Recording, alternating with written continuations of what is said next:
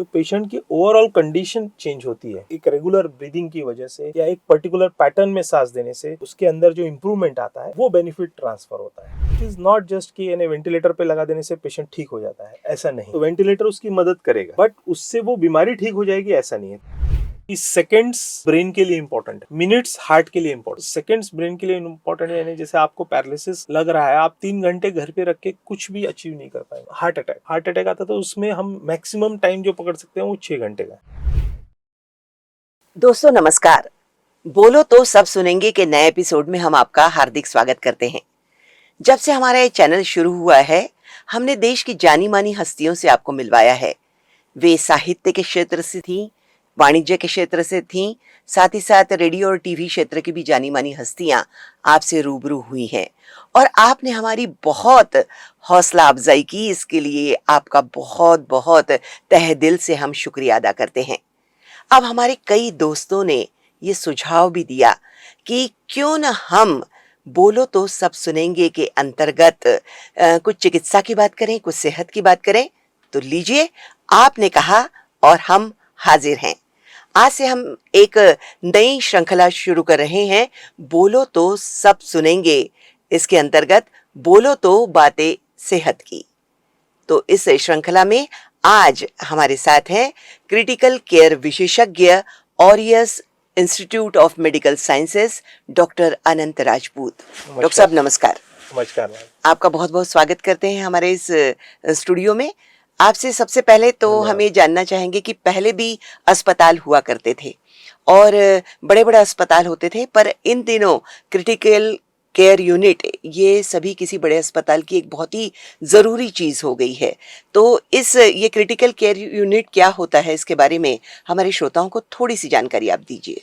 Critical care unit जो शब्द है जी। और आईसीयू जो शब्द है, इन दोनों शब्दों का मतलब अगर हम जानने की कोशिश करें तो उसमें हमको इसका समझ में आएगा। इंटेंसिव केयर मतलब यानी गहन चिकित्सा। जी। गहन चिकित्सा में 2 भाग हैं। एक भाग है पेशेंट को ऑब्जर्व करना या मॉनिटर करना, और दूसरा भाग है उसका एडवांस ट्रीटमेंट करना। नॉर्मल ट्रीटमेंट जो वार्ड में नहीं हो सकता, उससे बेहतर तरीके का ट्रीटमेंट पेशेंट को मुहैया कराना, ये इसका सेकंड पार्ट रहता है। और एक फर्स्ट पार्ट जो मैंने आपको बताया कि मॉनिटरिंग, यानी पेशेंट को देखना कि क्या चल रहा है, कैसे चल रहा है, कितना इम्प्रूवमेंट है, डिटोरिएशन है, किस रेट से डिटोरिएशन है, पेशेंट के रिक्वायरमेंट्स क्या है, ये पता लगाना, ये इसका एक मुख्य भाग बनता है। तो इसमें ये मैंने आपको थोड़ा सा आईसीयू या क्रिटिकल केयर के बारे में परिभाषित करने की कोशिश की। ये आईसीयू और आईसीसीयू ये 2 इसके भाग होते हैं। आईसीसीयू यानी intensive chorionic care unit. Coronary मतलब एक स्पेसिफिक हार्ट से संबंधित बात कर रहे हैं, तो वो आईसीयू डेडिकेटेड हार्ट पेशेंट्स के लिए है। पर आजकल जैसा कि हो रहा है कि चूंकि मैन पावर ओरिएंटेड सिचुएशन बनती जा रही है, जैसे जो स्पेशलिस्ट हैं आईसीयू स्पेशलिस्ट का काम ये होता है कि हर एक स्पेशलिटी जैसे होती है उसमें जो सीरियस पेशेंट है उनकी देखभाल करना। जी। तो उसमें इंक्लूडिंग हार्ट पेशेंट्स भी आते हैं और कई सारे जो नॉन एंजियोग्राफी, एंजियोप्लास्टी या बाईपास, नॉन बाईपास शुगर के पेशेंट्स या बाकी किसी बीमारी से जो जैसे समझिए पैर की सड़न है डायबिटीज की वजह से, डायबिटिक फुट बोलते हैं जिसको, उसमें भी हार्ट का प्रॉब्लम रह सकता है। सो आपको वो तो ट्रीट करना ही है। तो फिर ग्रेजुअली ये लोगों को समझ में आया कि आईसीसीयू पर से बहुत बड़ा वायबल एंटाइटी नहीं है, और एक आईसीयू क्योंकि ये मैन पावर सभी जगह सभी टाइप के पेशेंट को कैटर कर सकते हैं और इन पेशेंट्स को भी कैटर कर सकते हैं, तो वो ज्यादा अभी एक्सेप्टेबल बनते जा रहा है जैसे जैसे समय जा रहा है। तो आईसीसीयू धीरे धीरे कम होके आईसीयू बढ़ते जा रहे हैं। जी जी। डॉक्टर राजपूत, बात ऐसी है कि आप क्रिटिकल केयर विशेषज्ञ हैं, तो यहाँ पर काम करने वाले जितने भी डॉक्टर्स होते हैं या नर्सेज होती हैं, उन्हें इस क्षेत्र के माहिर होना पड़ता है या क्रिटिकल केयर में उनको कुछ अन्य एडवांस कोर्सेज करने होते हैं? जी हाँ, बिल्कुल। अभी तक तो पहले जैसे हमारा जो समय चल रहा था, पुराना समय, उसमें कोर्सेज बहुत बड़े बड़े और एस्टेब्लिश्ड कोर्सेज नहीं थे, पर अब जो सेंट्रल गवर्नमेंट से भी एस्टेब्लिश है, यूनिवर्सिटी से भी एस्टेब्लिश्ड है, डिग्रीज हैं, वो भी इसमें आ गई हैं। जैसे डीएम क्रिटिकल केयर, जैसे डीएम कार्डियोलॉजी होता है वैसे डीएम क्रिटिकल केयर होता है, डीएनबी क्रिटिकल केयर होता है। तो ये सब कोर्सेज बहुत अच्छी तरह एस्टेब्लिश हो चुके हैं। तो अब इसमें क्वालिफिकेशन वाइज तो डेफिनेटली पहले से इम्प्रूवमेंट आ चुका है, but at the same time जो पुराने प्रैक्टिशनर्स थे जो इसमें इस फील्ड में डेडिकेटेडली काम कर रहे हैं, जैसे वर्ल्ड ओवर हुआ है कि इवोल्यूशन ऑफ ब्रांच के हिसाब से वो लोग भी कंटिन्यू कर रहे हैं। जी जी। डॉक्टर साहब, जब क्रिटिकल केयर की बात होती है तो सबसे पहले सामने आता है वेंटिलेटर। जी, तो ये वेंटिलेटर क्या होता है? वेंटिलेटर देखिए एकदम आम भाषा में एक सांस देने की मशीन है। जी।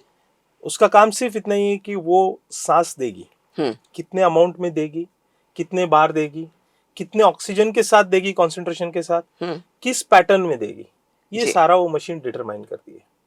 बाकी इससे पेशेंट के ट्रीटमेंट में कोई खास चेंज नहीं होता। जो पेशेंट की ओवरऑल कंडीशन चेंज होती है इन एक रेगुलर ब्रीदिंग की वजह से या एक पर्टिकुलर पैटर्न में सांस देने से, उसके अंदर जो इम्प्रूवमेंट आता है वो बेनिफिट ट्रांसफर होता है। तो जी इट इज नॉट जस्ट कि यानी वेंटिलेटर पे लगा देने से पेशेंट ठीक हो जाता है, ऐसा नहीं है। सर, किसी डॉक्टर से बात करते हुए मैंने ये सुना था कि वेंटिलेटर पर हम इसलिए रखते हैं ताकि वो उनको हम देख भी सकें और ऑल्टरनेटिव क्या क्या इलाज हो सकते हैं उसके बारे में सोचा भी जा सके। जी बिल्कुल, एकदम शायद डॉक्टर साहब एकदम ठीक बोल रहे थे। तो उसमें बात यही है, जैसा मैंने अभी जस्ट समझाने की कोशिश की, वेंटिलेटर सांस देने की मशीन है। तो जहाँ किसी पेशेंट का लंग्स वीक पड़ रहे हैं या वो सांस ठीक से नहीं ले पा रहा है, तो वेंटिलेटर उसकी मदद करेगा, बट उससे वो बीमारी ठीक हो जाएगी ऐसा नहीं है। तो बाकी चीजें भी ऑब्जर्व करना है। वेंटिलेटर पे कुछ ग्राफ्स होते हैं, कुछ नंबर्स होते हैं, फिगर्स, जिसको हम अकस्टम्ड होते हैं जी। जो स्पेशलिस्ट, तो वो चीजें हम लोग अंडरस्टैंड करते हैं। तो उससे पेशेंट का प्रोग्रेस, मॉनिटरिंग, कंप्लायंस, ये सब कुछ, कंप्लायंस मतलब फेफड़े का मूवमेंट जी कितने जी आसानी जी से जी हो पा जी। रहा है, ये हाँ। सब मॉनिटरिंग करते हुए बाकी ट्रीटमेंट कंटिन्यू किया जाता है। जी। जब बाकी ट्रीटमेंट सक्सेसफुल होता है तो ऑटोमेटिकली ये वेंटिलेटर हटने की स्थिति आ जाती है। सर, किन परिस्थितियों में वेंटिलेटर लगाया जाता है? मैडम 3 मुख्य वेंटिलेटर लगाने के इंडिकेशन बनते हैं। हम्म। पहला इंडिकेशन ऐसा है जिसमें सांस लेने में पेशेंट को प्राइमरीली दिक्कत आ रही है, चाहे वो पैरालिसिस की वजह से हो, सांप ने काट लिया तो बॉडी पैरालाइज हो गई और फिर अब वो सांस नहीं ले पा रहा है। तो जैसे वेंटिलेटर का आविष्कार जब हुआ था तो पोलियो हो गया था, पोलियो एपिडेमिक में वेंटिलेटर का कहाँ हुआ आविष्कार सर हुआ इसका था। आविष्कार? जी वही मैं बता रहा हाँ। हूँ, पोलियो जब एपिडेमिक हुआ था अच्छा। 19th सेंचुरी, तब उस समय उनको लगा कि ये लोग जो मर रहे हैं सांस नहीं ले पा रहे इसलिए मर रहे हैं। तो उन्होंने एक मशीन डेवलप की कि जिससे सांस दिया जाए, और जो हम सांस लेते हैं अभी वो हम अपने छाती फुला के सांस को खींचते हैं अंदर, ऑक्सीजन लेते, इनहेल करते हैं। इनहेल करते हैं, तो हम खींचते हैं। उसी पैटर्न में उन्होंने बनाया। उन्होंने एक ड्रम तरीका एक मशीन ली जिसमें पेशेंट को डाल दिया गया अंदर, सिर्फ सिर बाहर रखा जी। और मोटर के माध्यम से उसके ड्रम के अंदर का प्रेशर कम ज्यादा करके उनकी ब्रीदिंग को मेंटेन करने की तो कोशिश ये उसका की। शुरुआती रूप था। जी। पर इसमें क्या हो गया, पेशेंट पूरा बॉडी अंदर चला गया ड्रम हाँ। के। अब वो सिलेंडर के अंदर बॉडी रहने से उसकी केयर करना, उसको आईवी फ्लूइड लगाना, सलाइन करना, वो पॉसिबल नहीं दिक्कत, था। हाँ। उसका वो मोशन कर रहा है, यूरिन कर रहा है, वो कैसे आप केयर करोगे। तो फिर उन्होंने अल्टरनेटिव ढूंढना शुरू किया। तो कंसेप्ट आया positive pressure ventilation. Positive pressure ventilation क्या हो गया, अब जो है हम सांस पेशेंट के अंदर पुश करने लग गए मशीन द्वारा। तो पुश करने के लिए हमको मास्क लगाना या फिर ट्यूब डाल के पेशेंट के मुंह में या उनके गले में उससे सांस को अंदर ढकेला जाता है मशीन के माध्यम से। जी जी। तो ये पैटर्न चेंज हो गया। पैटर्न चेंज होने से हमको फायदा ये मिला कि पूरा पेशेंट हमारे पास अवेलेबल है बाकी केयर करने के लिए। यानी पूरे पलंग पे सोया हुआ जैसा होता है, रख के आप उसकी केयर कर सकते जी हो। जी तो जी जी। ये उसका तो बड़ा एडवांटेज आप बता रहे थे कि कौन सी 3 परिस्थितियों में ये लगाना एक जरूरी। पहला हो गया जिसमें पेशेंट सांस नहीं ले पा रहा है। जी। दूसरी परिस्थिति कि पेशेंट सांस ले सकता है बट हम चाहते नहीं उसको कोई तकलीफ हो, हम चाहते हैं कि वो पूरा रिलैक्स रहे, शांत रहे। जैसे ब्रेन ऑपरेशन के बाद, जैसे हार्ट के सीरियस ऑपरेशंस के बाद जी। इलेक्टिवली हम प्लान करके इन मरीजों को वेंटिलेटर पे रखते हैं। तीसरी परिस्थिति होती है जब पेशेंट बहुत बुरी स्थिति में हो, कोई और कारण की वजह से, जैसे शॉक यानी बहुत ब्लड प्रेशर लो है और या कोई ऑर्गन्स बहुत डैमेज है, और उस परिस्थिति में जब वो सांस लेते रहते हैं तो वो अपने आप को और नुकसान पहुंचा सकते हैं। तो ये थर्ड सिचुएशन रहती है जब हम प्लान करके उसको वेंटिलेटर पे रख देते हैं कि कोई अनटुवर्ड इवेंट होने के पहले हम इनको वेंटिलेटर पे। तो ये एक शॉक परिस्थिति में एक वेंटिलेटर पे रखना, एक लंग्स की डिजीज की वजह से जिसमें सांस लेने की दिक्कत आ रही है उसकी वजह से वेंटिलेटर रखना, और तीसरा इलेक्टिव वेंटिलेशन, यानी बड़ी सर्जरी हुआ, पेट का बहुत बड़ा या हार्ट का ऑपरेशन हो गया या ब्रेन का ऑपरेशन हो गया, पेशेंट को रिलैक्स चाहते हैं हम 24 घंटे उसको स्टेबल परिस्थिति में रखना चाहते हैं अगले 24 घंटे, तो वो इलेक्टिवली वेंटिलेटर पे रखना। ये जी। 3 तरीके से अपन तो इन्हें एक तरीके से सोचा जाए तो वेंटिलेटर एक सांस दिलाने वाली मशीन मशीन। समझी जाती है। बिल्कुल। पर सर जैसे ही वेंटिलेटर पर रखा गया है मरीज को कहते हैं तो सारे रिश्तेदार थोड़े घबरा से जाते हैं। हाँ, ये बात तो होती है, और सेम माइंडसेट बहुत सारे डॉक्टर्स का भी होता है। जी। क्योंकि डॉक्टर्स का? जी हाँ। अच्छा। क्योंकि वेंटिलेटर के बारे में जैसे गायनेकोलॉजिस्ट होते हैं तो उन लोगों को बहुत ज़्यादा अवेयरनेस नहीं होती। कुछ एक सर्जन्स होते हैं जिन्होंने उस टाइप के सेटअप में काम कभी नहीं किया होता, और वो परिस्थिति जब सामने आती है तो वो बड़ा तकलीफदायक होता है हर एक के लिए। पर एक सेटअप पे भी डिपेंड करता है कि आपके वेंटिलेटर एडवर्स इवेंट्स कितने होते हैं वेंटिलेटर एसोसिएटेड। ऐसा नहीं कहूँगा, ये इस बात में सत्यता नहीं है कि वेंटिलेटर पे रख देने से कोई कॉम्प्लिकेशन नहीं होता है, ऐसा तो नहीं है। नहीं, लोग उसका यानी ये ढूंढते हैं कि वेंटिलेटर पर रखा तो बस अब पेशेंट के आखिरी दिन आ जाए। तो वही समझाने की कोशिश कर रहा हूँ कि उसमें क्या होता है कि कुछ लोगों को ऐसा लगता है कि ये काफी सीरियस मैटर है और वेंटिलेटर से फायदे से ज्यादा नुकसान हो जाएगा, पर ये सत्य नहीं है। क्योंकि अभी बाकी केयर इतनी इवॉल्व हो चुकी है और ये स्पेशलिटी इतनी आगे बढ़ चुकी है पिछले 20 सालों में, स्पेशली इंडिया में तो 15 सालों में तो इतना हम बहुत एक जगह से दूसरी जगह पहुंच चुके हैं। नागपुर में ही हमारी परिस्थिति काफी बदल चुकी है। हर हॉस्पिटल में अब आईसीयू है जहाँ पे ये वेंटिलेटर पेशेंट्स की केयर होती है, और उससे प्रोपोर्शनेट एडवर्स इवेंट जो वेंटिलेटर पर से की वजह से adverse event is less than 1%। जी। सो इतना कम जब हमारे एडवर्स इवेंट है तो फिर उससे डरने वाली बात मुझे नहीं दिखाई देती, क्योंकि ये सिर्फ सांस देने की मशीन है।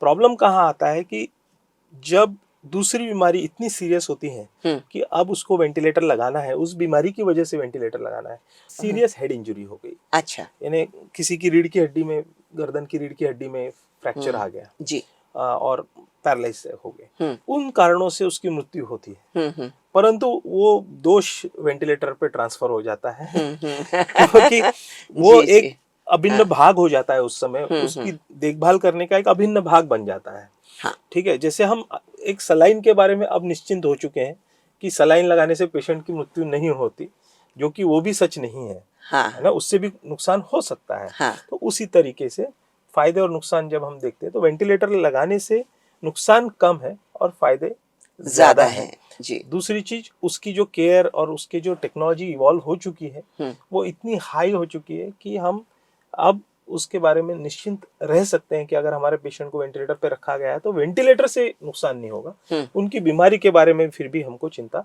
करनी पड़ती है।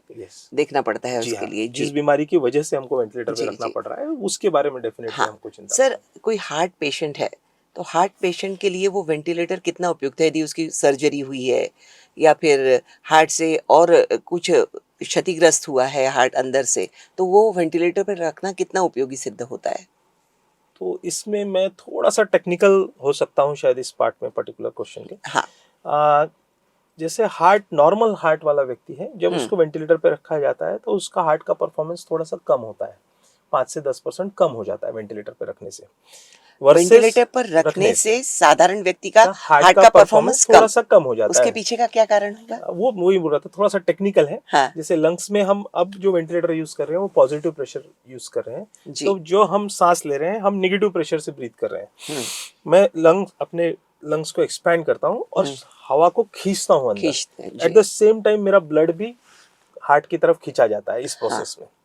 जब मैं उस प्रोसेस को कन्वर्ट कर देता हूँ कि पॉजिटिव प्रेशर में, कि मैं सांस पुश कर रहा हूँ पेशेंट के अंदर, तो ब्लड रिटर्न हार्ट की तरफ आना थोड़ा कम हो जाता है। इससे वजह से हार्ट का परफॉर्मेंस थोड़ा सा अफेक्ट होता है, जो नॉर्मल पर्सन में सिग्निफिकेंट नहीं होता। अच्छा, 5 to 10% बोल सकते हैं। पर जिसके हार्ट कमजोर है, जिस व्यक्ति का हार्ट कमजोर हो जाता है, डैमेज हो जाता है, उस व्यक्ति में यही प्रोसेस बहुत कारगर होती है। वो उल्टा हार्ट को हेल्प करना शुरू करती है और उसका परफॉर्मेंस इंप्रूव करती है। तो फर्स्ट थिंग इज कि हार्ट का परफॉर्मेंस इंप्रूव होता है। सेकेंड थिंग, हार्ट का इसमें जो से हम सांस देते हैं, ऑक्सीजन जिस तरीके से बढ़ती है प्रेशर की वजह से, लंग्स का पानी साफ होना, क्लियर होना शुरू हो जाता है। अच्छा। तो हार्ट में जब स्ट्रेन आता है तो लंग्स में पानी आने के चांसेस रहते हैं, तो वो जो पानी बनता है उससे हमारे को सांस लेने में दिक्कत हो जाती है। जब हम वेंटिलेटर कनेक्ट करते हैं तो वो पानी शिफ्ट हो जाता है, ऑक्सीजन की मात्रा बढ़ती है। जैसे ही ऑक्सीजन की मात्रा बढ़ती है तो हार्ट के ऊपर का स्ट्रेन कम हो जाता है। जी जो प्रेशर बन रहा है उसको तकलीफ हो रही है ऑक्सीजन की कमी जी की वजह जी से, जी। वो तकलीफ होना कम हो जाती है। तो वो उस तकलीफ के तहत वो अधिक काम करने की कोशिश कर रहा होता है। एक फेलिंग हार्ट ज्यादा जोर लगा रहा होता है, ज्यादा फास्ट काम कर रहा होता है, तो उसका हार्ट रेट कम हो जाता है, पेशेंट को बेहतर लगने लगता है, उसकी घबराहट कम हो जाती है। तो वेंटिलेटर कनेक्ट करने से एक हार्ट फेलियर पेशेंट में बहुत फायदा होता है। जी। सेकेंड चीज, जैसा आपने एक बाईपास सर्जरी का भी बोला हाँ। था, तो बाईपास होने के बाद ड्यूरिंग सर्जरी हार्ट को बहुत मैनिपुलेट किया जाता है ड्यूरिंग सर्जरी। जैसे पीछे के ब्लड वेसल्स जब एनास्टोमोसिस करनी होती है तो वो हार्ट को रोटेट कर दिया जाता है। तो ये सब प्रोसेस की वजह से पिछले 3-4 घंटे जब ऑपरेशन के रहे थे उस समय वो पेशेंट का हार्ट थोड़ा सा तकलीफ सह के आया हुआ होता है, तो हम उसको रेस्ट देना चाहते हैं। कुछ घंटे हम ये चाहते हैं कि वो बिल्कुल शांति से पेशेंट नींद में ही रहे, जैसे एनेस्थीसिया में थे वैसे ही एनेस्थीसिया में रहे और रिकवर करे। अगर ये मैनिपुलेशन कम हुआ है तो ऑन टेबल कार्डियक एनेस्थीसियोलॉजिस्ट रहते हैं, वो तुरंत बोल देते हैं कि नहीं ये ज्यादा चीजें नहीं हुई है, हम यहीं से इनका वेंटिलेटर हटा के आईसीयू में शिफ्ट करेंगे। यानी ऑपरेट करते समय वेंटिलेटर लगा रहता है। ये तो एक यूनिवर्सल यूनिवर्सल फिनोमेना ट्रूथ है है। कि जी जो जी।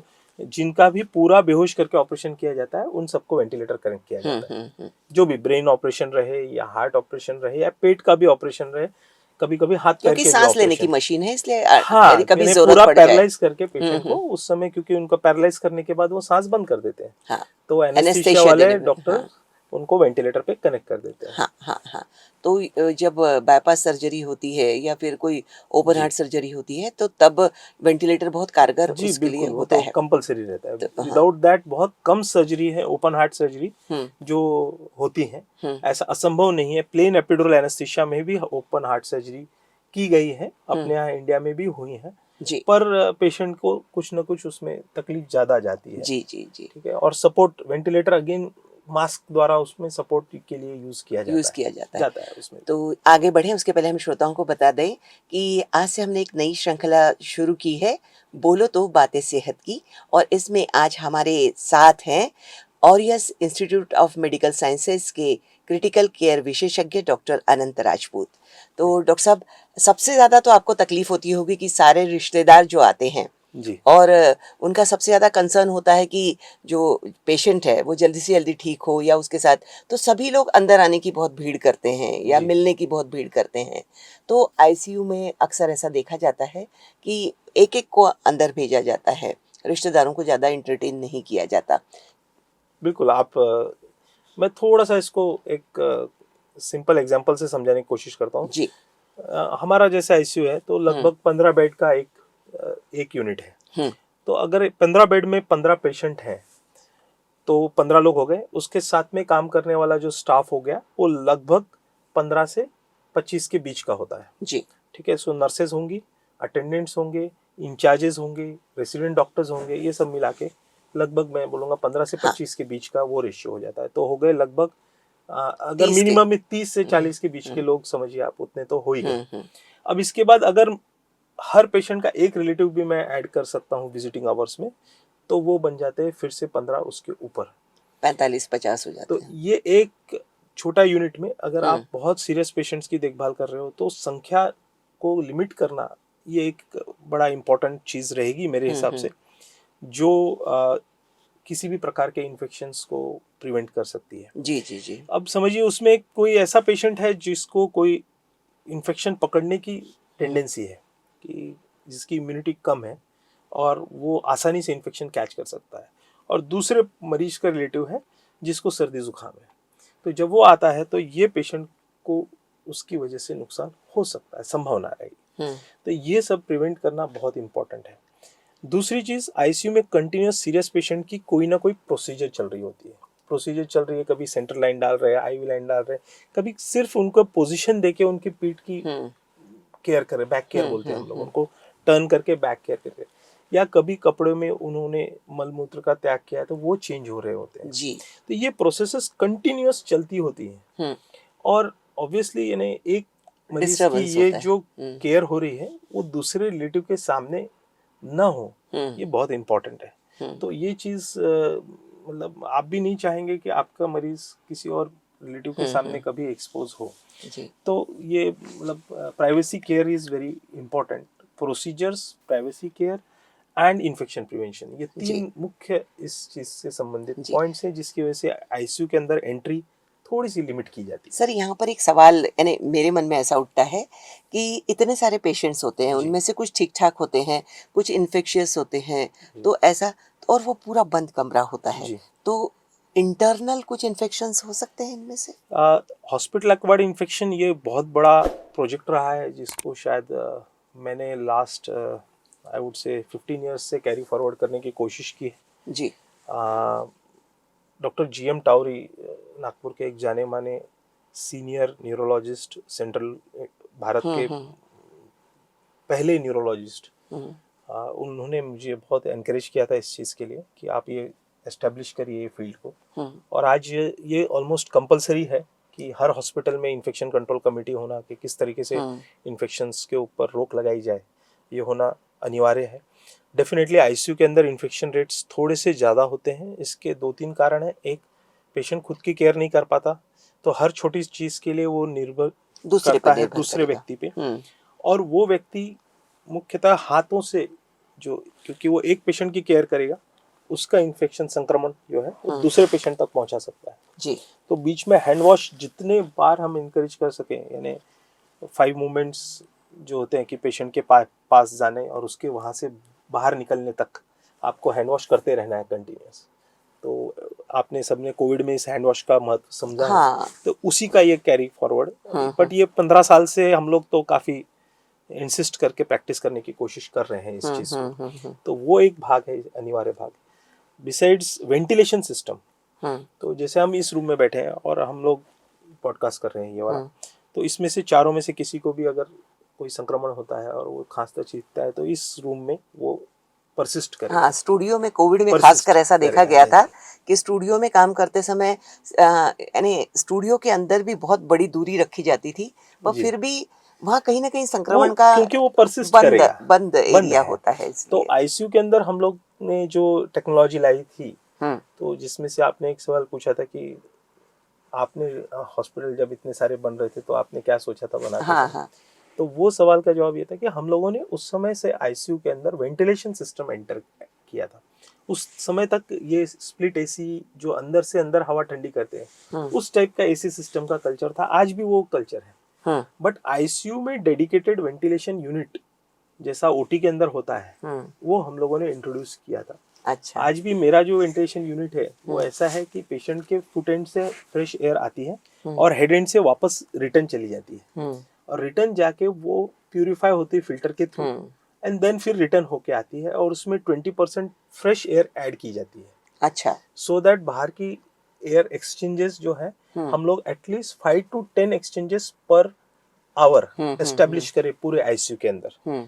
पूरे आईसीयू में 1 घंटे में 5 से 10 बार पूरी हवा बदल जाए, प्यूरिफाई हो रही है, बदल पूरी जाए, नहीं बदल नहीं, जाती है, फ्रेश पूरी पूरी 20% फ्रेश हो आप जा रही करते हो है। अच्छा तो उतना हवा एक्सचेंज हो जाता है। उसका रेगुलेटर होता है, वो सिस्टम बनता है, एएचयू एयर हैंडलिंग यूनिट बोलते हैं। तो एएचयू लगाना का कंसेप्ट हम लोगों ने ऑरियस में एस्टेब्लिश किया था, और शायद वो, मैं जैसा आपसे कहा कि डॉक्टर जीएम टावरी की साथ रहते रहते मुझे वो उस चीज़ों में जितना एनकरेजमेंट मिला, जो स्टडी कर पाया मैं उस फील्ड में, तो वो उसके तहत ही मैं ये डिज़ाइनिंग और प्लानिंग के ऊपर वर्क कर सका। जी नहीं सर, इसमें मैंने देखा है, मेरी मदर को ही देखा कि इन्फेक्शन बहुत जल्दी पकड़ जाता है, जी और यदि फेफड़ों और सांस लेने में तकलीफ हो तो वहाँ पर बहुत ज़्यादा इन्फेक्शियस हो जाता है मरीज, ऐसा मैंने देखा है, इसलिए मैं पूछ रही थी। हाँ मलेरिया जल्दी पकड़ लेता है या बाकी की चीज़ें अंदर हाँ, इन्फेक्शन मतलब जल्दी? हाँ इन्फेक्शन पकड़ लेता है। मलेरिया तो प्राइमरी मच्छर से होगा, तो बिना उसके नहीं हो पाएगा। बट इन्फेक्शंस आईसीयू में तो जो मैं आपको बता दूं, खुद की केयर नहीं कर पाते, hand related, everybody is coming and touching the patient for positioning the patient, हाथ टू आवरली टर्न करना है आपको नहीं, पेशेंट को, तो मैंने गलती उनके से हाथ में। कहा निमोनिया जल्दी हाँ, पकड़ निमोनिया, ले। निमोनिया। जी जी तो दूसरा, ये जो मैंने आपसे कहा, दूसरा निमोनिया का एक कारण बताऊंगा। एडिशनल रीजन ये है कि जैसे वो ब्रीदिंग चलते होता है वेंटिलेटर से या खुद से, तो सिक्रीशन क्लियरेंस, जो कफ आउट करके हम अपना थोड़ा थोड़ा सिक्रीशंस निकालते रहते हैं, हम लोग को ध्यान नहीं आता। लंबी सांस खींचते हैं हम, हर मिनट में 4-5 लंबी सांसें खींचते हैं। ये हम किसी को भी आइडिया नहीं है। लंबी सांस को हमारे भाषा में साय कहते हैं। ऐसे लंबी सांस खींचना, इससे ये लंग्स ओपन हो जाते हैं हमारे। तो ये हम लोग सबकॉन्शियस लेवल पे करते रहते हैं, और सीरियस पेशेंट्स ये सब करना बंद कर देते हैं। तो प्रॉब्लम कहाँ आता है, जब ये लंग्स में थोड़ा थोड़ा पार्ट बंद होना शुरू हो जाता है। हमारे लंग्स की कैपेसिटी 6 लीटर की है, और हम सांस लेते हैं मात्र 500 ml के करीब, आधा लीटर एक बार में। मतलब इतनी कैपेसिटी हमारी स्पेयर पड़ी होती है, जिसको हम यूटिलाइज नहीं करते। जो कि हम रनिंग में या इस समय एक्सरसाइज के समय में ही यूटिलाइज होती है, अदरवाइज नहीं यूटिलाइज होती। वो कैपेसिटी वेस्ट रहने की वजह से फेफड़े सिकुड़ते रहते हैं। अच्छा। तो जब वो सिकुड़ते रहते हैं तो उसमें लिक्विड पानी का जमाव हो सकता है, सिक्रीशन क्लियरेंस नहीं होता है। तो जो नॉर्मल बैक्टीरिया होते हैं वो उस भाग में, जैसे रुका हुआ पानी सड़ने लगता है, तो लगभग उस तरीके की परिस्थिति हमारे शरीर के अंदर निर्मित होने लगती है, आईसीयू में होती है। तो इसलिए आवश्यक होता है कि पेशेंट की पोजीशन टर्न करना, अगर ट्यूब है तो सक्शन सही तरीके से क्लियर करना, और मोबिलाइज करना पेशेंट को, या जल्दी से जल्दी उठा के बिठाओ, कुर्सी पे बिठाओ या चलाओ। तो ये कॉम्प्लिकेशंस प्रिवेंट करने के लिए ये आवश्यक है। और सर, इसमें बेड सोर्स भी बहुत ज्यादा हो जाते हैं, तो उसकी भी समस्या बहुत ज्यादा नजर आती है आईसीयू में। जी, तो बेड सोर्स के लिए मैं फिर से बोलूँगा, it is a quality indicator of ICU care. Okay. तो बेड सोर में निसंदेह कि स्किन पील तक की परिस्थिति कई बार आ जाती है, जब आप पेशेंट को हिला ही नहीं पाते हैं। जी। फिर भी कई तरीके की मैट्रेस होती हैं, बेड सोर के प्रोटोकॉल होते हैं प्रिवेंशन के, वो कोशिश की जाती है। सबसे इम्पोर्टेंट है कि 2-2 घंटे में पेशेंट की पोजीशन चेंज करते रहिए। जी जी। तो उसकी भी चार्टिंग हम लोग बनाते हैं। तो ये सब चीजें से इसको प्रिवेंट किया जा सकता है। असंभव नहीं है कि टोटली जीरो हो जाए, परंतु काफी हद तक प्रिवेंट किया जा सकता है। और प्राउडली इन्हें हमारे यहाँ और इसमें लास्ट अभी 8 इयर्स में एक भी बेड सोर ऐसा नहीं हुआ कि जिसकी वजह से पेशेंट को कोई तकलीफ हुई।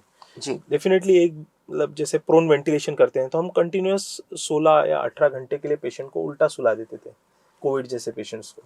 तो उस टाइम पे क्योंकि हम पोजीशन चेंज नहीं कर पा रहे थे, जी। तो सोर्स, प्रेशर सोर्स का निर्माण होता है, जी।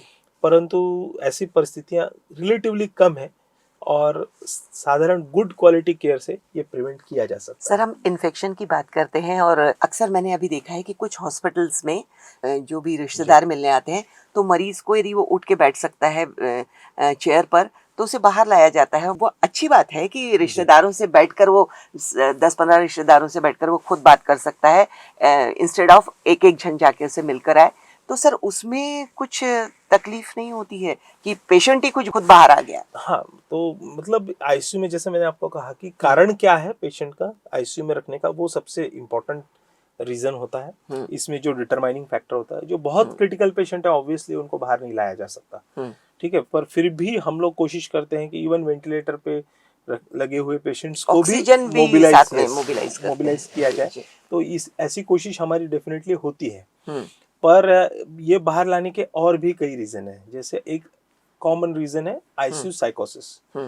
एक छोटा एग्जांपल बताता हूँ। एक अटेंडेंट था हमारा जो काफी समय से आईसीयू में काम करता था। अच्छा। ठीक, उसको कोई तकलीफ हो गई और उसको खुद को आईसीयू में रखना पड़ा। तो जब वो आईसीयू में बेड में रहा तो विदिन 8 आवर्स आईसीयू साइकोसिस में चला गया। आईसीयू साइकोसिस मतलब जो स्ट्रेस आईसीयू के बेड पे लेट कर आप जो लाइट्स देखते हैं, हाँ। जो आजू बाजू का वातावरण होता है, हाँ। उसका जो स्ट्रेस अपने मन में निर्माण होता है, उसको आईसीयू साइकोसिस बोलते हैं। वो पेशेंट डिसोरिएंटेड हो जाता है, इरिटेबल हो जाता है। कई बार वो अपनी ट्यूब्स और लाइंस जो लगी हुई होती हैं उसको वो खींचने लग जाता है जी। तो वो चीज बड़ा पेशेंट को नुकसान कर सकती है। जैसे पेशाब की नली है, उसने जोर से खींच ली तो उसमें से ब्लीडिंग हो जाएगा। सेंटर लाइन है वो खींच लिया तो पेशेंट का काफी नुकसान हो जाएगा। जो इंपॉर्टेंट दवाइयां जा रही हैं वो रुक सकती। तो आईसीयू साइकोसिस is a very dangerous situation. उसको प्रिवेंट करने में ये सबसे कारगर मेथड है कि आप पेशेंट को उस एनवायरनमेंट से थोड़े समय के लिए बाहर ले जाइए जहाँ उसको सनलाइट मिले। तो वो सबसे इम्पोर्टेंट है। लोग दिखें, बहुत सारे अपने परिचित लोग दिखें। हाँ। सारे वो ड्रेस लगा के मास्क पहन के नए नए लोग आ रहे हैं जो आपसे आपके साथ वो कर रहे हैं जो आपको कैसे किसी ने जो टच नहीं किया, जिंदगी दिखे बाहर सबसे। हाँ। अच्छा बोलते। वैसे उस तरीके से आपको उठा के घसीट के ऊपर ले रहे हैं, बिठा रहे हैं, उस टाइप की चीजें जो कर रहे हैं वो लोग जो आपके परिचय की नहीं है, और जब आप बाहर जाते हो उन लोगों से मिलते हो जो परिचित हैं, तो आपका माइंडसेट पॉजिटिव होता है। जी। और डेफिनेटली जो लोग पॉजिटिव माइंडसेट के साथ आईसीयू में होते हैं उनकी रिकवरी रेट्स डेफिनेटली ज्यादा होती है। मेरा पूरा सर विश्वास है कि ये उनकी तो recovery आपका वो अटेंडेंट था वैसा, पर आप लोग तो कंटिन्यूअस उसी जी हाँ, एटमॉस्फेयर में रहते ऐसा हैं होता है, और सारे लेकिन डॉक्टर्स ये भी, जी तो बिल्कुल आपको उसका फोबिया नहीं होता कभी? ये नहीं, एक सिंपल सा सवाल था। काम करने का फोबिया शायद उसी जगह हाँ, आप काम करते हैं 15 घंटे 20 घंटे, जो इसमें वहां पर रेसिडेंट डॉक्टर होते हैं। जी मुझे ऐसा लगता है कि जैसे इतने साल में मुझे जो रियलाइज हुआ कि क्रिटिकल केयर फील्ड में जो लोग काम कर रहे हैं प्राइमरली हम्म। क्रिटिकल केयर फील्ड में, वो मोर ऑफ पैशन के साथ कर रहे हैं, उनको उसमें इंटरेस्ट है इसलिए कर रहे हैं, जी। रादर देन उसके जो फाइनेंशियल बेनिफिट्स हैं, क्योंकि शायद उसके फाइनेंशियल बेनिफिट्स बाकी फील्ड से कम हो सकते हैं। तो मुझे लगता है it is more of passion with which they follow जी। दिस।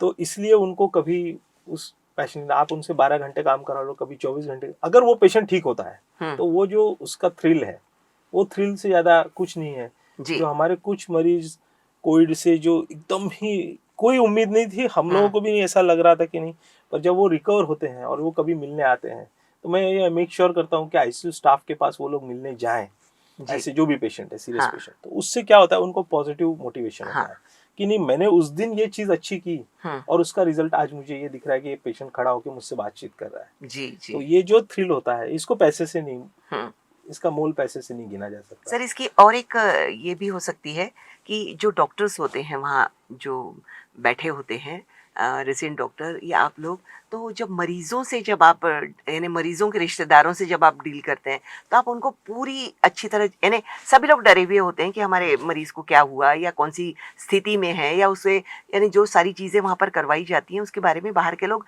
अनभिज्ञ होते हैं, नहीं जानते हैं। पर आप यदि उनको जब काउंसिल करते हैं, एक काउंसलिंग पीरियड होता है रिश्तेदारों का, तो ये आपके यहाँ भी होता है? जी बिल्कुल होता है। प्राइमरीली हम कोशिश ये करते हैं कि उसमें कंटिन्यूटी मेंटेन रहे, क्योंकि ये एक स्टोरी होती है। आईसीयू में यूजुअली जो पेशेंट रहते हैं 5 डेज से कम, बहुत कम पेशेंट होते हैं जो 5 डेज से कम रहे, तो 5 डेज के अबव रहते हैं। आप फर्स्ट डे जो समझा रहे हो, ऑन एडमिशन जो समझा रहे हो, उसका कंटिन्यूटी 5th डे पे भी इम्पोर्टेंस है उस चीज का। तो अगर वो मरीज के रिलेटिव बदलते रहेंगे तो वो आपका कंटिन्यूटी हो नहीं पाता है, उनको समझ में नहीं आता कि फर्स्ट डे आपने क्या समझाया था और लास्ट डे अगर कोई चेंज हो जाता। तो ये वेरी इंपॉर्टेंट है कि काउंसलिंग में स्पेस होना, यानी जहाँ आप कर रहे हो वो जगह ऐसी होनी चाहिए कि जहाँ चेम्बर में एटलीस्ट हाँ।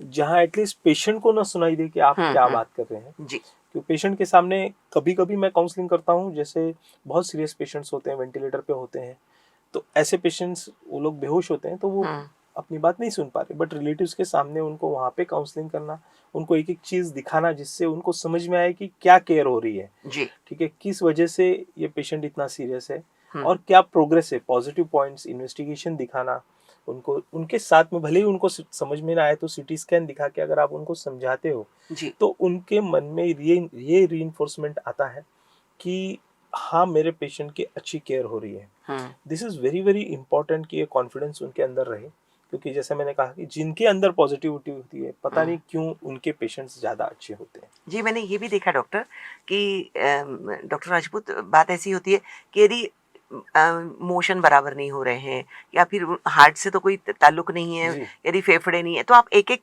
जांच करवाते हैं, तो बाहर बैठे हुए रिश्तेदार को लगता है कि ये इसमें एडिशन कर रहे हैं क्या। पर मैंने ये खास तौर पर देखा कि आप जल्दी से जल्दी उसका उपचार करके, यानी किस कारण को खोजने की कोशिश करते हैं ताकि जल्दी उपचार होके वो पेशेंट बाहर आए। तो ये मैंने पॉजिटिवली ये मार्क किया हुआ है। तो यहाँ पर एक सवाल फाइनेंस पे भी उठता है कि थोड़ी महंगी ट्रीटमेंट होती है, इसलिए हर एक को लगता है कि वो ट्रीटमेंट खींची तो नहीं जा रही है। डेफिनेटली इसमें दो एस्पेक्ट फिर से बनेंगे। पहला एस्पेक्ट जो आपने कहा, खुद ही आपने बताया कि बहुत सारे इवैल्यूएशन पैरामीटर्स होते हैं, एक दूसरे से रिलेटेड तो होते हैं। वो भी एक दूसरे की, इसमें अभी जो नया कंसेप्ट, मतलब कंसेप्ट तो नया नहीं है, मैं बोल रहा हूँ उसका एस्टेब्लिशमेंट, क्योंकि हमारी डायग्नोस्टिक मेथोडोलॉजी इंप्रूव हो रही है, तो हम लोगों को समझ में आया ऑर्गन क्रॉस टॉक करके एक टॉपिक हो रहा है हम लोग के बीच में। ऑर्गन क्रॉस टॉक, हाँ, ये क्या है? ऐसा है कि एक ऑर्गन दूसरे ऑर्गन के साथ कुछ ना कुछ इंटरेक्ट करते रहता है बॉडी में, तो तो आप ये नहीं कह सकते कि किडनी फेलियर हुआ है तो उसका हार्ट के ऊपर कोई असर नहीं पड़ेगा, या हार्ट फेलियर हुआ है तो किडनी पे कोई असर नहीं पड़ेगा। जी। ये कम्युनिकेशन हार्ट और किडनी के बीच में कंटिन्यू चल रहा है। वैसे ही लंग्स, ये लीवर का चल शब्द रहा मुझे है। बड़ा अच्छा लगा, क्रॉस टॉक। वो चालू है, उस जी, पे जी। रिसर्चेस चालू हाँ। है कि ये किस तरीके से एक दूसरे से कम्युनिकेशन कर रहे हैं। हमको मालूम है कि ये हो रहा है, जी। ठीक है, जो हम लोग उसका टर्मिनोलॉजी भी रखे हुए हैं काफी सालों से, हिपैटोरीनल सिंड्रोम, हिपैटोपल्मोनरी सिंड्रोम, ये हम बता रहे हैं, ठीक है। या यूरिन में इन्फेक्शन हो जाने से ब्रेन पे क्यों असर पड़ जाता है कि पेशेंट डिसोरिएंटेड हो जाता है यूरिन जी। इन्फेक्शन से, इसका कारण हम जवाब नहीं दे पा रहे। हमको मालूम है ये होता है, पर इसका कारण क्या है और किस मॉलिक्यूल की वजह से वो हो रहा है, ये आइडेंटिफाई करना ऑर्गन क्रॉसटॉक कहला रहा है।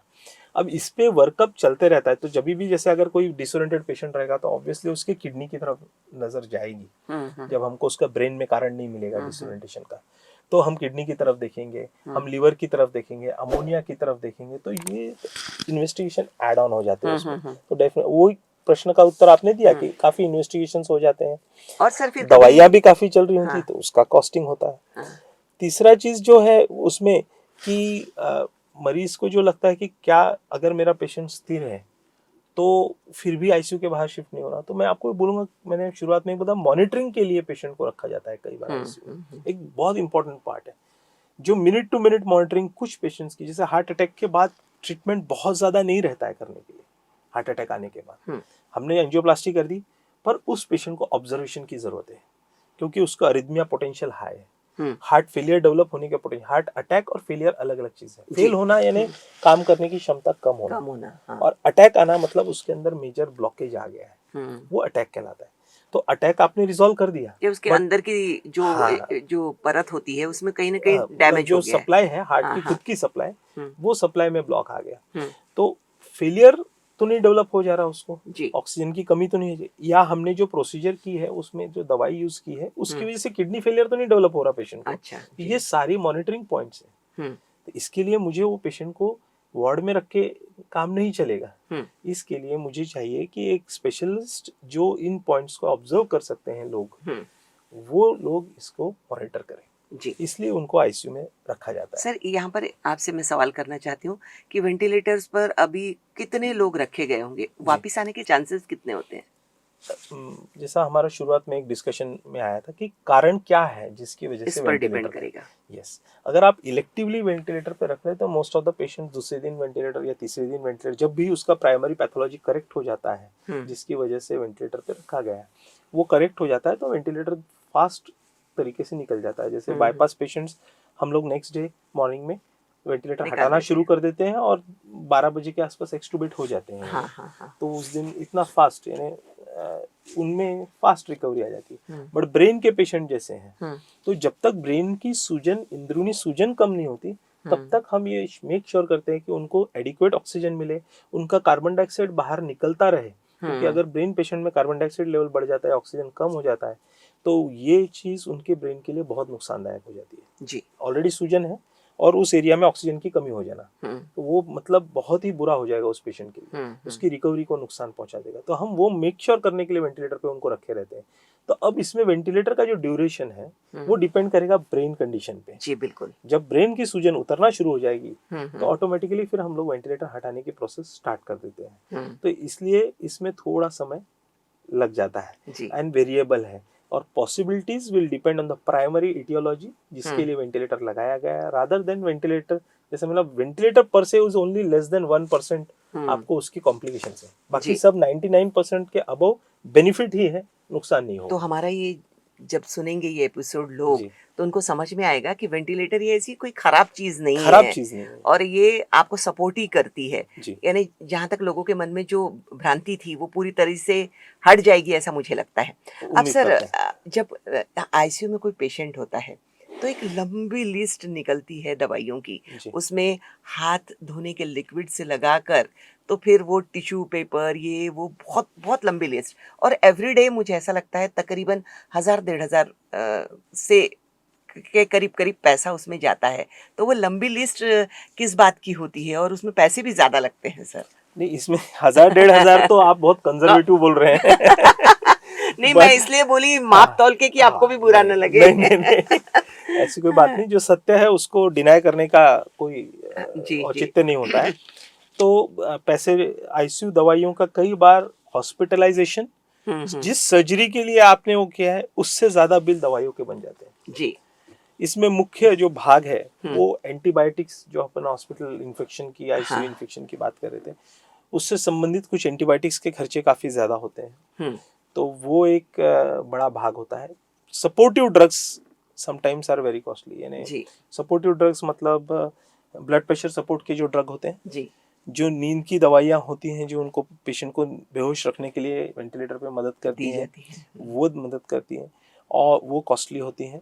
और इसके अलावा कुछ ऐसी स्पेशल दवाइयाँ हो सकती हैं, जैसे इम्यूनोमॉड्यूलेटर हो गया, या वो दवाइयाँ थोड़ी सी महंगी पड़ती हैं। तो ये जी। 3 ग्रुप में। अच्छा, और एक चौथा ग्रुप है, मुझे लगता है कि डिस्पोजेबल्स। जैसे आपके मरीज को जब पेशेंट को हाथ लगाते हैं या पोजीशन करते हैं, मोशन हुआ तो उनको क्लीन करते हैं, तो ग्लव्स का इस्तेमाल होता है जो लोग केयर टेकर्स हैं। तो आप सोचिए कि जितने बार उनको केयर, वो उस टाइप की हैंडलिंग की जाएगी, उतने पेयर ऑफ ग्लव्स यूज हो जाएंगे जी।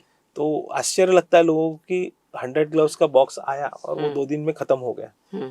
तो वो मुझे लगता है कि एक इम्पॉर्टेंट इंडिकेटर भी बन सकता है कि अगर सच में वो जुडिशियसली यूज हुआ है, तो इतने बार आपके पेशेंट की केयर की गई प्रॉपरली, आप उसको उस तरीके से देख सकते हो। ठीक है। एट द सेम टाइम ये हो गया ग्लव्स का। एक hospital acquired infection prevention point of view से रीयूज की पॉलिसी कम कर दी जाएगी। रीयूज मतलब सिंगल यूज आइटम्स होते हैं, तो उसमें जैसे सक्शन कैथेटर हो गए, एक बार सक्शन करके उसको डिस्कार्ड कर दिया जाता है, ताकि ना हॉस्पिटल में इन्फेक्शन फैले या इस पेशेंट को दोबारा वो इन्फेक्शन ट्रांसमिट ना हो। जो गंदा नीडल्स हो गई, needles, syringes, single use 24 hours में सारी सिरिंजेस डिस्कार्ड हो जाती हैं और नया सेट खुला जाता है। तो ये सब चीज़ें होने की वजह से इसका प्राइमरी सब चीज़ों का इम्प्लीकेशन ये है कि हॉस्पिटल एक्वायर्ड इन्फेक्शन कम होना। ना हॉस्पिटल एक्वायर्ड इन्फेक्शन अगर एक बार हो जाता है पेशेंट को, तो उसकी सेहत पे तो नुकसान होगा। जैसे उसको निमोनिया डेवलप हो गया या सेंट्रल लाइन इन्फेक्शन हो गया, उसको सेंट्रल लाइन जो लगी हुई है उसमें इन्फेक्शन हो गया, तो उसमें पेशेंट को नुकसान जो हुआ वो तो हुआ ही, पर उसके ट्रीटमेंट की जो दवाइयाँ हैं वो फर्दर आपका कॉस्ट, जो आप पर डे कॉस्ट है, उससे बहुत गुना ज़्यादा, यानी 100 टाइम्स ज़्यादा भी कॉस्टिंग की दवाइयाँ आपको यूज़ करनी पड़ सकती है। और अगर हमको प्रिवेंट करना है तो ये चीज़ थोड़ा यूज़ करना, हाँ, ये यूज़ करना वाजिब है, रादर देन इसको बाईपास करके इन्फेक्शन इनवाइट करना। वो नुकसानदेह तो रहेगा पेशेंट की सेहत के लिए, और उसके साथ में हमारे जो एक्सपेंसेस, दवाइयों के एक्सपेंसेस है, वो बढ़ा देगा वो। तो सर मेडिकल ट्रीटमेंट थोड़ा कॉस्टली होता है, तो मेडिकल इंश्योरेंस कराना ज़रूरी है? मेरे हिसाब से तो एब्सोल्युटली ज़रूरी है, but at the same time उस इंश्योरेंस का जो पॉइंट्स हैं बहुत, जो मरीज ने खुद ने अंडरस्टैंड करना है, it is just like user benefit अगर उठाना चाहता है तो उसको उसके बारे में सजग होना बहुत इम्पोर्टेंट है। अभी क्या हो रहा है कि जैसे अगर आप सोच रहे हो कि 50 लाख की पॉलिसी ले ली आपने जी, तो 50 लाख की पॉलिसी में आपको क्या मिल रहा है कवरेज, हाँ, किस तरीके से, कितने लोगों के परिवार का मिल रहा है, और किन किन कंपोनेंट्स पे मिल रहा है मेडिकल थेरेपी के। अगर वो उसमें से आपके डिस्पोजेबल्स को काट दे रहे हैं, तो जैसे हमारी गाड़ी की पॉलिसी होती है जिसमें प्लास्टिक पार्ट्स को वो छोड़ देते हैं, ठीक है, तो वो प्लास्टिक पार्ट्स को छोड़ने की वजह से तो उसका कवरेज हमको एडिक्वेट नहीं मिलता, फिर हम परेशान होते हैं कि लास्ट में 20% 25% हाँ, क्योंकि पे इंश्योरेंस करना पड़ रहा है। कंपनीज भी वैसा करती हाँ, हैं। तो मैं वही बोल रहा कि जैसे जितना सजग हम गाड़ी का इंश्योरेंस करने के बारे में, उतना ही सजग होके हमको अपना खुद का इंश्योरेंस करते समय ये ध्यान देना है कि ये पॉइंट्स कवर हो, एडिक्वेटली कवर हो, कौन कौन सी अपेक्षित बीमारियां हैं जो कवर होना चाहिए। और एक इम्पोर्टेंट लास्ट वो ये है कि उसमें जो हम छुपा लेते हैं कि ये बीमारी थी, और वो बाद में कहीं उजागर होके या उसका कॉम्प्लिकेशन जब सामने आता है, तो वो इंश्योरेंस कंपनीज हमको डिनाइल दे देती है। तो जैसे शुगर है और शुगर से संबंधित कोई प्रॉब्लम आ रहा है और फिर उसका ट्रीटमेंट करना पड़ रहा है, आपने शुगर ही डिक्लेयर नहीं किया तो उसके कॉम्प्लिकेशन को कैसे ट्रीट करना है? सही बात है। तो वो इंश्योरेंस कंपनी आपको डिनाइल दे देगी। तो ये सब चीज़ों के बारे में अवेयरनेस रखना बहुत ज़रूरी है बिफोर आप इंश्योरेंस करें। सर और एक बात देखी जाती है कि आईसीयू का पेशेंट कभी-कभी अचानक सीरियस हो जाता है, तो उसके क्या कारण रहते होंगे? इसमें ना बड़े तौर पे 2 रीज़न है, रादर 3 सॉरी। जो कॉमन है वो हार्ट वाला संबंधित, जैसे कभी भी सडन डेथ के आपने बहुत सारे, अभी आजकल तो यूट्यूब अवेलेबल, वीडियोस अवेलेबल है, जी, जी। सडन डेथ के आपने बहुत सारे वीडियो देखे होंगे। तो सडन डेथ आईसीयू में नहीं हो सकती ऐसा बोलना बड़ा कठिन है। और कुछ परिस्थितियां ऐसी होती हैं जैसे इन्फेक्शंस हैं, ये है, इसमें ब्लड क्लॉटिंग प्रणाली पे काफी असर पड़ता है और क्लॉट फॉर्मेशन या ब्लॉकेजेस बनना, इसकी टेंडेंसी काफी बढ़ जाती है जी। तो ये एक परिस्थिति निर्माण हो सकती है कि हार्ट संबंधित तकलीफें ज्यादा हो जाती हैं आईसीयू के जी। अंदर। दूसरा, एक डीवीटी और पल्मोनरी एम्बोलिज्म करके एक कंडीशन होती है जिसमें बेड पे पड़े रहने से पैरों के अंदर खून की गुठलियां निर्माण होती है और वो खून की गुठलियां सड़क के हार्ट की तरफ, थ्रोम्बोसिस जैसे ही जी, थ्रोम्बोसिस। तो थ्रोम्बोसिस, वो खून की गुठलियां हार्ट की तरफ सरक जाती हैं और फिर लंग्स में या हार्ट में पूरा ब्लॉकेजेस कर देती है सरक के। ये सडन इवेंट होता है, इसको प्रिडिक्ट कर पाना, इसके बारे में सोच पाना बड़ा कठिन है। मार्कर्स हैं, इसको प्रिवेंशन करना ये आईसीयू केयर का पार्ट है, पर sometimes it becomes very difficult. और थर्ड जो रीजन है वो है इन्फेक्शन। तो इन्फेक्शन का प्रोग्रेशन की वजह से डिटोरेशन, ये थर्ड कॉमन, ये अचानक हार्ट अटैक आ गया मरीज को। मैंने 3 रीजन बताया आपको, हार्ट और ये पल्मोनरी एम्बोलिज्म और इन्फेक्शन। ये 3 कारणों से सडन तबीयत डिटोरेट जो होती है मरीजों की, ये 3 मुख्य कारण। सर, और एक बात मैं जानना चाह रही थी, गोल्डन आवर बोलते हैं कि जल्दी से जल्दी उसे ले आए और क्रिटिकल केयर में यदि वो चला जाए तो हार्ट अटैक आया हो या फिर ब्रेन का कोई हिस्सा उसका काम नहीं कर रहा हो, तो वो गोल्डन आवर बहुत ज़्यादा इम्पोर्टेंट होता है और क्रिटिकल केयर में आप लोग उनका उपचार करते हैं। उसके बारे में भी हमारे श्रोताओं को बता दीजिए। तो इसमें जैसा मैं एक कॉमन मैन के हिसाब से बोलने की कोशिश करूंगा कि सेकंड्स ब्रेन के लिए इम्पोर्टेंट है। सेकंड्स ब्रेन के लिए इम्पोर्टेंट है, मिनट्स हार्ट के लिए इम्पोर्टेंट है। ओके, ठीक है। सो सेकंड्स ब्रेन के लिए इम्पोर्टेंट है, यानी जैसे आपको पैरालिसिस लग रहा है, आप 3 घंटे घर पे रख के कुछ भी अचीव नहीं कर पाएंगे। ये 3 घंटे में ब्रेन पैरालिसिस को रिवर्स करने की दवाई अवेलेबल है, वो अगर 3 घंटे के अंदर दी जा सकती है तो आप उसमें कुछ मदद कर सकते हैं। ठीक है। दूसरा है हार्ट अटैक। हार्ट अटैक आता तो उसमें हम मैक्सिमम टाइम जो पकड़ सकते हैं वो 6 घंटे का मैक्सिमम टाइम।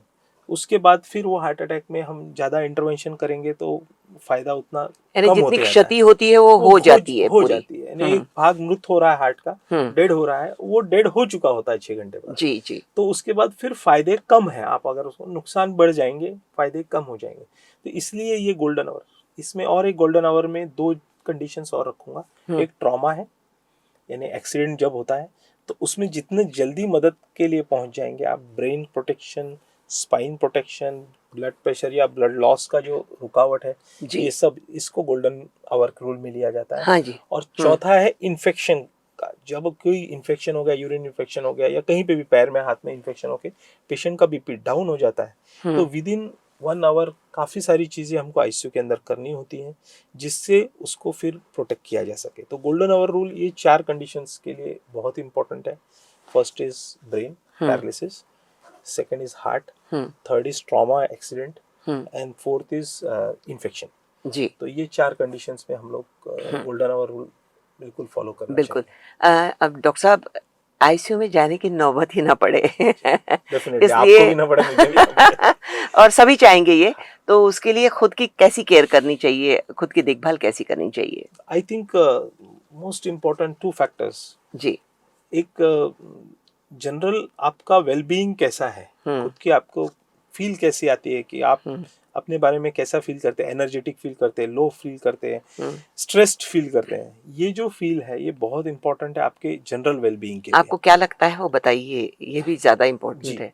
तो ये जो फैक्टर्स हैं कि आप, अगर आप सेहतमंद महसूस करते हैं तो आप डेफिनेटली सेहतमंद होते हैं। ठीक है। बट आप एग्जॉस्टेड, सवेरे सो के उठ रहे हैं, आपको ऐसा लग रहा है आज काम पे क्यों जाना है, तो ये जो फीलिंग है, तो ये this is not a good feeling.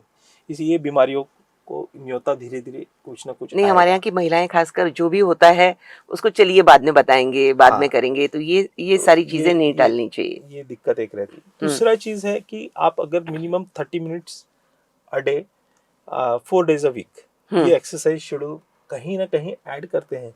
कितने मिनट वो भी बता दीजिए। 30 मिनट्स अ डे मिनिमम, ये मिनिमम है, इससे ज्यादा आप कर सकते हैं पर इससे कम नहीं होना चाहिए। फिजिकल एक्सर्शन की बात है, तो इसमें एक्सर्शन में आप ऐसी एक्सरसाइज करें जिससे आपको सांस चढ़े, आपकी हृदय गति थोड़ी बढ़े, तो आपका जो बेसलाइन रहता है, आजकल सबके पास स्मार्ट वॉचेस होती हैं, हम्म तो आप उस पर बेसलाइन देख लीजिए, आपकी हार्ट रेट अगर 80 है बेसलाइन, तो आपको उसका टारगेट 120 तक मिनिमम रखना है। वो करना आपकी चाहिए। एक्सरसाइज 100-120 आपका हार्ट रेट ले जाए, इस टाइप की एक्सरसाइज करनी है। वो जी 30 मिनट्स तक करनी है। तो आप ब्रिस्क वॉकिंग भी कर सकते हैं, जो कि बहुत अच्छा है। ब्रीदिंग, योगा, प्राणायाम, या आप सूर्य नमस्कार, इस टाइप की जो एक्सरसाइज हैं, तो वो बहुत इम्पोर्टेंट है। स्विमिंग भी इसमें मैं इंक्लूड करूँगा, जी जो अच्छी हैं। तो पहला पार्ट आपकी मानसिक हेल्थ के लिए है, सेकेंड पार्ट आपका फिजिकल हेल्थ के लिए है। जी अगर आप ये दो चीज़ों का अच्छा ध्यान रखते हैं, तो आपको आईसीयू में जाने की ज़रूरत कम पड़ेगी। दूसरा एक जो है कि लंग कैपेसिटी एक्सरसाइजेस, हम्म जो प्राणायाम से हमको मतलब नाम लेने में कोई हर्ज नहीं, हर एक आदमी जानता है, Ramdev Baba was the most famous person for pranayama, and I give him credit, पूरा क्रेडिट देना चाहूँगा उनको, जी क्योंकि जी उसने जिस तरीके से इसको पॉपुलराइज लोगों किया को है, प्रवृत्त किया उन्होंने। तो मेरे लिए तो बहुत इजी है कि मैं आईसीयू में पेशेंट्स को बोलता हूँ कि आपको उस तरीके से सांस लेना है, अच्छा प्राणायाम की, रामदेव बाबा के प्राणायाम की तरह सांस जी लीजिए। जी जी तो मैं उस तरीके से सिखाने की कोशिश कर सकता हूँ इंडियन पर्सपेक्टिव में। इंसेंटिव स्पायरोमीटर करके एक बॉल की एक्सरसाइज होती है, वो डिवाइस है, पर पर्पस पर दोनों में लंग सेम हाँ अचीव होता है। हाँ तो अगर आप ये घर पे प्राणायाम की कसरत अच्छी करते हैं, तो आपके फेफड़े की कैपेसिटी बढ़िया रहेगी, लंग्स क्लियरेंस अच्छा रहेगा। तो इस तरीके से आप आईसीयू में गए भी तो जल्दी बाहर आ जाएंगे, जी और आपने जो निमोनिया की बात की थी, उसके चांसेस डेफिनेटली कम कम होंगे। हो जाएंगे। कम हो जाएंगे। डॉक्टर साहब, अभी आज हम उठे और उठते साथ बिना किसी चेकअप के आज से मैं 4 किलोमीटर दौड़ेंगे, या अचानक जो डिटरमिन कर लेते हैं, तो ये भी ठीक नहीं है, ऐसा लगता है। क्योंकि अचानक यदि आपकी हार्ट यदि ठीक ना हो, या आपके अंदर कोई बीमारी हो और आप उतना दौड़ रहे हैं या कर रहे हैं, तो पहले चेकअप करा लें, बाद में फिर एक्सरसाइजेस करें, ये ज़्यादा बेहतर है। नहीं, प्रिवेंटिव चेकअप का थोड़ा रोल है हमारे केयर में, थोड़ा रोल है, मैं बहुत इंसिस्ट नहीं करूंगा उसके ऊपर, हम्म बट डेफिनेटली आपने हेल्थ चेकअप जैसे अगर आप कराते हैं, तो साल में एटलीस्ट एक बार करा सकते हैं, जिसमें शुगर मेजर रहेगा, लिपिड प्रोफाइल रहेगा, थायराइड फंक्शन रहेगा, और आपका हार्ट का बेसिक वर्कअप जो भी आवश्यक है उतना रहेगा। तो ये चीज़ तो आप कर ही सकते हैं। इसके अलावा जो आपने कहा कि सडनली कोई भी चीज़ करना, वो हमारे लिए बहुत अच्छी बात नहीं है। हम्म अचानक से मैं उठा और मैंने दौड़ना शुरू कर दिया, इस तरीके से नहीं होना चाहिए। उसको ग्रेजुअली एक मेथोडोलॉजिकल वे से करना चाहिए। एक प्रोटोकॉल आपको, जैसे आप बहुत सारे ग्रुप्स हैं, वो आपको ट्रेन करते हैं कि ग्रेजुअली आप वॉकिंग या रनिंग कैसे अपने लाइफस्टाइल में ऐड कर सकते हैं। जी तो उनकी मदद ज़रूर लीजिए, प्रोफेशनल्स की। दूसरा चीज़, ग्रेजुअल इज़ ऑलवेज बेटर। दूसरा चीज़, फास्टिंग के बारे में भी मैं यही बोलूँगा। कई लोग होते हैं कि नहीं, अब मैं कीटो डाइट चालू कर रहा हूँ, तो ये सब चीज़ें ठीक नहीं है जब तक आप प्रोफेशनल केयर में नहीं लेते। ये वेरी डेंजरस कीटो डाइट, तो आप प्रोफेशनल केयर में करिए उसको। एक प्रोफेशनल जो एक्सपीरियंस पर्सन है, एक्सपर्ट जो के साथ। एक्सपर्ट के हाथ से ही वो करवा के लीजिए अपना डाइट प्लानिंग वगैरह। ऐसे सडनली नहीं करेंगे कि खाना टोटल बंद कर दिया, ये एकदम, तो आपका समस्याएं बढ़ जाएंगी रादर देन कम होने से। तो सर, हम फिर से क्रिटिकल केयर पर आखिरी में वापस आते जी। हैं कि वहाँ से निकलते हुए मरीज ने क्या क्या एहतियात बरतनी चाहिए अपने वास्तविक जीवन में। तो जैसा एक अभी हमारी जो बात हुई, उसी तरीके से सडन एक्सरसाइज क्रिटिकल केयर से निकल के हम लोग अवॉइड करना, बट ग्रेजुअल रिहेबिलिटेशन, हम्म ये बहुत बड़ा पार्ट है क्रिटिकल केयर का। अंत में कि आपको घर पे वो प्रोसेस कैरी फॉरवर्ड करना है। हम्म इसमें कुछ कंसेप्ट्स भी बने हैं कि आउटरीच आईसीयूज बोलते हैं। आउटरीच आईसीयूज मतलब आप वही आईसीयू वाले जो डॉक्टर्स हैं, वो लोग या तो उनको वार्ड में देखते हैं, या घर पे जाके अगर हो सकता है, या केयर सेंटर में अगर पेशेंट को शिफ्ट किया गया है, तो वहाँ पे जाके अगर उनको देखते हैं, तो वो लोग अलग पर्सपेक्टिव से उसको समझा सकते हैं और उनको कंट्रोल कर सकते हैं, because this is highly individualised care. हमारा जो आईसीयू प्लान होता है, वो हर पेशेंट का अलग प्लान होता है। एक बेसिक प्रिंसिपल्स तो है, बट एक कॉपी पेस्ट फार्मूला नहीं है। तो उस पेशेंट के हिसाब से फार्मूला डिजाइन किया जाता है और वो डिसाइड किया जाता है। तो ये जो केयर है, ये कोई भी आसानी से कैरी फॉरवर्ड नहीं कर सकता अनलेस वो पेशेंट की केयर जिसने आईसीयू में की हो। तो इसीलिए उसकी केयर होनी चाहिए, continuity of the after care care वैसी होनी होनी चाहिए। जी। दूसरा तो इन्हें एक सडन कोई भी स्ट्रेसफुल एक्टिविटी नहीं करेंगे। दूसरा, मोशंस का बहुत ध्यान रखना होता है कि आपको जोर नहीं लगाना है मोशंस करते समय, स्ट्रेन नहीं होना चाहिए ताकि ब्लीडिंग ना हो। एट द सेम टाइम आपके हार्ट पे प्रेशर ना आए। ये दो चीज़ बहुत इंपॉर्टेंट है। नियमित diet which is not very filling, यानी आप बार बार डाइट लीजिए हम्म बट बहुत सारा इकट्ठा नहीं खाइए। हम्म ये आईसीयू के केयर के बाद का एक बहुत इंपॉर्टेंट स्टेप है। अगर आपकी किडनी या हार्ट अलाउ कर रहा है तो हाइड्रेशन इज़ वेरी इंपॉर्टेंट। पानी की मात्रा सही रखें, जी तो वो बहुत असेंशियल पार्ट है। सॉल्ट की मात्रा, नमक नमक हाँ की मात्रा, तो अचार और ऐसी चीज़ें जो पेट को ज़्यादा आपके स्टिमुलेट करती हैं, मसाला, वो सब चीज़ों को थोड़ा अवॉइड करेंगे। जी जी तो ये बेसिक केयर है। और जो मैं हर एक पेशेंट्स को मेरे सिखाता हूँ कि डीप ब्रीदिंग एक्सरसाइज वो करना कंपलसरी है। डीप लंबी सांस खींच के और रोक के छोड़ना, ठीक है। कुछ रोकने का टाइम ज़्यादा इंपॉर्टेंट नहीं है बट लंबी सांस खींचना और उसको छोड़ना स्लोली स्लोली, गहरी सांसें गहरी लेना सांस। और एंकल फुट एक्सरसाइज, पंजों की एक्सरसाइज करते रहना। जी बैठे बैठे जैसे एक्सीलरेटर दबाते हैं गाड़ी का, हाँ उस टाइप से पंजों को नीचे पूरा प्रेस करना, ऊपर पूरा खींचना, प्रेस करना। अल्टरनेट कर सकते हैं आप इस तरीके से। तो जी वो बहुत इंपॉर्टेंट है कि आपके ओवरऑल हेल्थ केयर के लिए। बिल्कुल। तो अब चलते चलते डॉक्टर राजपूत आपकी तरफ से कोई मंत्रा हमारे सुनने वालों के लिए। मेनली देखिए, आप स्वस्थ रहिए, अपनी सेहत का ख्याल रखिए, अपने परिवार के साथ जुड़े रहिए ताकि आपके मानसिक और फिजिकल दोनों मानसिक शारीरिक शारीरिक शारीरिक सेहत का ख्याल रखा जा सके। अपने मित्रों के साथ खूब हंसिए, तो वो बहुत आवश्यक है। हाँ और जो खाना खा रहे हैं उसको एंजॉय करके खाइए, हम्म ठीक है, वो भी बहुत आवश्यक है। अगर आप नॉर्मल व्यक्ति हैं जो पर्याप्त पानी पी सकता है तो कम से कम 2 से 3 लीटर पानी ज़रूर पिए। तो ये बेसिक कंसेप्ट है एक स्वस्थ रहने के लिए। जी और सुरक्षित रहिए, कोई ऐसी एक्टिविटी में पार्टिसिपेट ना करें जिससे आपको हमारे पास आईसीयू में आना पड़े, इंक्लूडिंग एडिक्शंस। जी सो एडिक्शन से दूर रहना है, no smoking, avoid drinking and absolutely no drugs. तो अच्छे रहें, बढ़िया रहें, स्वस्थ रहें।